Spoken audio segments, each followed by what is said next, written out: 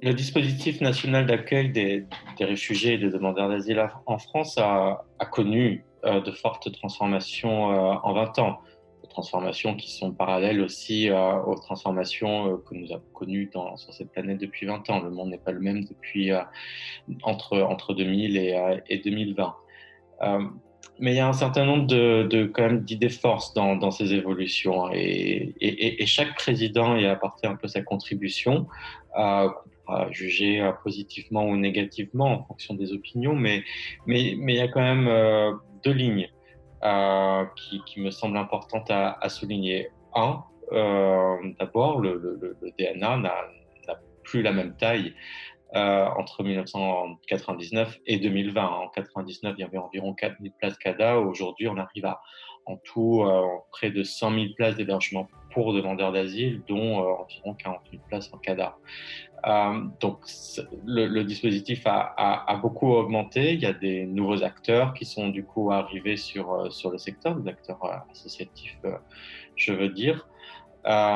Et un périmètre territorial aussi qui n'est pas le même qu'en 99.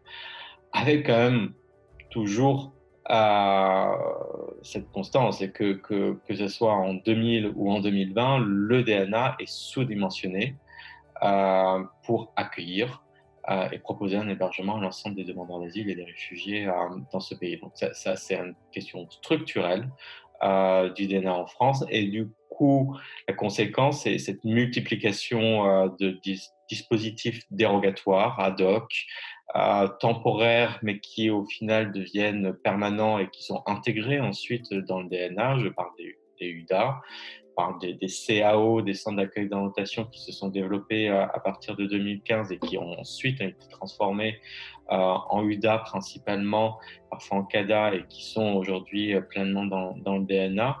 Et on est toujours un peu dans une situation de gestion de crise. Même si, je le redis, ce sous-dimensionnement du DNA est structurel en France. Il y a eu deux grandes périodes d'ouverture qui étaient sous Jacques Chirac et François Hollande. Aujourd'hui, depuis 2017, il y a un focus qui est beaucoup plus important sur l'hébergement et le logement des réfugiés, un peu moins pour les demandeurs d'asile. Mais ceci dit, à côté, on garde une situation assez critique en termes d'accueil des demandeurs d'asile, avec beaucoup de personnes qui restent à la rue, qu'elles soient d'ailleurs en demande d'asile ou réfugiés. Et un autre point important de cette évolution est qu'en 2000, le DNA est un dispositif qui est pleinement à vocation sociale et qui relève des affaires sociales.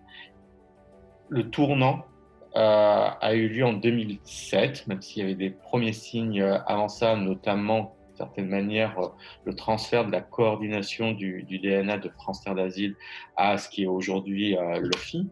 Le fait que les cadans aient été sortis de la liste des CHRS en 2006 aussi, qui est un signe avant-coureur. Mais en 2007, avec la création du ministère de l'Immigration, la question de l'accueil des demandeurs d'asile et des réfugiés relève désormais de ce ministère qui a disparu en 2010 et dont l'ensemble des compétences ont été transférées au ministère de l'Intérieur. Et depuis 2010, aucun président, aucun ministre de l'Intérieur ou aucun gouvernement n'a remis en cause cette gouvernance finalement du dispositif national d'accueil des demandeurs d'asile et des réfugiés, qui est aujourd'hui une compétence de l'intérieur, et c'est donc un changement de culture qui s'est opéré.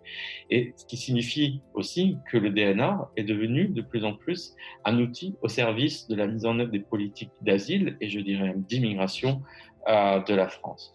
Alors aujourd'hui, tout ça est finalement assez remis en cause par la crise du Covid-19, où on a vu l'importance d'avoir un dispositif à vocation pleinement sociale pour toutes les populations, y compris des populations qui sont considérées comme en, en passage, je parle des demandeurs d'asile, sur le territoire. Donc peut-être que là, on va arriver à une nouvelle étape post-Covid-19.